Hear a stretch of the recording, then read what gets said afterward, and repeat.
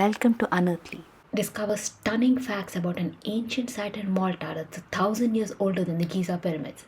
And what strange connection does it have with the rock cut temple in India? Watch till the end to find out. Older than even Stonehenge lies a hidden gem on the tiny island of Malta. This prehistoric marble called the Hypogeum is an underground graveyard built 5,000 years ago. In fact, the word Hypogeum means underground in Greek.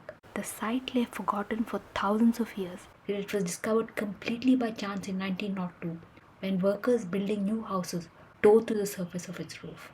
Located in Halsalfiani, it has 3 levels with the topmost level being the oldest. This top level was likely open to the sky and has limestone caves carved to look like the surface temples of Malta, along with rooms and tunnels. And historians say that this was all built without using metal tools, as this is a Neolithic site. Piles and piles of human skeletons fill the caves, as it was a burial site. The lowest level lies a whopping 10 meters under the surface. But it's the middle level that's jam-packed with amazing finds. Dozens of ochre spirals lie emblazoned across the ceiling of its main chamber. What do they depict? Nobody knows, and nothing else like this exists in Malta now. The paintings still look fresh because the building was buried underground, helping to preserve them. We tend to view people who lived 5,000 years ago as primitive, but they were pretty smart. In fact, the brilliance of our ancestors is evident at the Holy of Holies. It was designed in such a way that only on the day of the winter solstice, sunlight would flood the inner chamber. It would be nice to visit and watch this happening, except that we can't as the structure is damaged. But wait, you can still see this dazzling event at another ancient site in Malta called Manadra, where the exact same phenomena occurs during the winter solstice.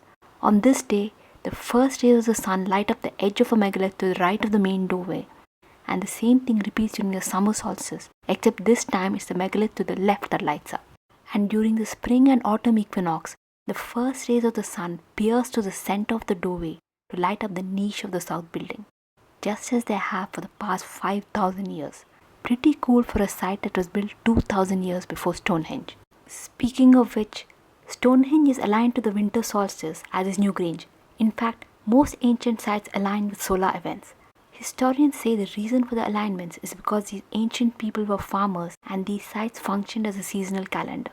That is one valid reason, but could there be other reasons for this? Thousands of years have passed since these ancient sites were built, so their main purpose has been lost in the mists of time. But might there be a few places on earth where this ancient knowledge still remains? For example, at this temple in India during both the solstices, major festivals take place and so devotees throng the temple. But then, echoes from a distant past, forgotten by the rest of the modern world, have expressed themselves in the very design of this temple. Because only on the day of the summer and winter solstices, sunlight falls directly onto the innermost chamber of the Sanctum Sanctorum. And you don't want to miss the most fascinating part. What's absolutely intriguing is that the sunlight on the summer solstice is said to be especially potent, and so many of the festivities of this day are designed to maximize sun exposure. For example, because it's the winter festival, the first crops of the season, including rice and dal, are used to cook a special festive dish called pongal. And here's the interesting part. The dish is cooked outside the house, out in the open sunlight, only on this day, as the sun's rays are supposed to be good for the body. This may seem like superstition, but according to yoga, the sun has a profound impact on the human body. In fact, Hatha Yoga is where Ha is the sun and Tha is the moon, and so the very purpose of yoga is to enhance the flow of prana in the human body, and regular practice is said to elevate one's consciousness. And do you know when the International Day of Yoga is? It's celebrated on the longest day of the year, the summer solstice, which is on June 21st. The day and date chosen is no accident. The energy or chi or prana coming from the sun on the specific day is said to boost human consciousness and physical well-being. This ancient belief has stood the test of time in a few parts of India. This has been covered in detail in a previous video about solstices, so please watch it. Next up is the Hypogeum's Oracle Room, and keep watching to find out the stunning reason for that name. Along with pottery, the items found here include this magnificent Mother Goddess statue. But there's something else here that transforms the mundane to the magical, an astonishing feature so small that you'd be forgiven for missing it. It's a tiny niche in the middle of the room. If a man speaks into the niche, his voice is magnified 100 times and can be heard throughout the entire Hypogeum. It's like suddenly you're in a Dolby surround sound system because the echo reverberates everywhere. This amazing feature was first discovered more than 100 years ago in 1920. A Nat Geo article by the author of the book Malta and its Newly Discovered Temples, William Griffith, says, "A word spoken in the oracle room is magnified 100-fold and is audible throughout the entire structure. The effect upon the credulous can be imagined when the oracle spoke and the words came thundering forth through the dark and mysterious place with terrifying impressiveness." And if that wasn't enough, an even more amazing discovery was in store. Researchers found out that the oracle chamber resonates at 111 Hz. In other words, a voice uttered into the niche resonates at 111 Hz. The sound reverbs throughout the building, as mentioned before, but the best part is that the sound echoes for up to 8 seconds. But there's a catch. It only works with a male voice. A female voice simply does not have the same result. Now listen to what UNESCO has to say about the site. The Hypogeum is a UNESCO World Heritage Site, and according to their research, a niche at the site echoes when someone speaks into it. UNESCO, however, does not see these properties as intentional. It's strange that they don't see the acoustics as intentional, because other ancient sites have mind-blowing acoustics too. For example, try doing this if you visit the famous El Castillo pyramid in Chichen Itza. Just stand facing the stairs of the pyramid and clap your hands once. Something completely unexpected occurs. Just watch what happens. Here, the sound comes back. Why? It sounds like a bird.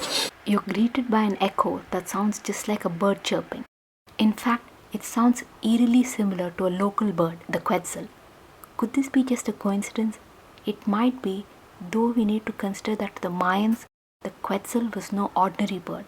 They believed that it was a messenger of the gods. But what steals the show here is a snake, not a bird. Only on the days of the spring and the autumn equinox, something magical happens here, attracting millions of people to come from all over the world just to witness this. Twice a year on the equinox days, sunlight falling on the stairs creates the image of a snake crawling down and connecting perfectly with the stone serpent head at the base on the north side. The snake represents the serpent deity Kulkulklan. Only the north side has a serpent, the other sides do not, and the event occurs only on the equinox days. So this shows us that the serpent heads were deliberately placed by the Mayans to align with the shadows cast by the sun's rays.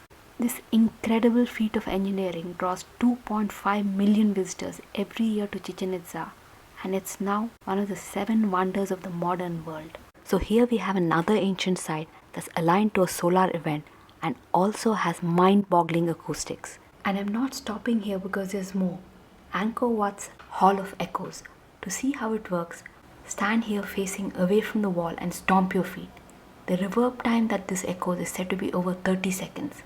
And according to some researchers, by chanting here or playing bass drums, the same effect is produced and can aid a person into deeper states of meditation. As you may already know, Angkor Wat is the world's largest temple and is also famous for its alignment with the solstice sun. And so, it shouldn't come as a surprise that the same discovery was made about Stonehenge.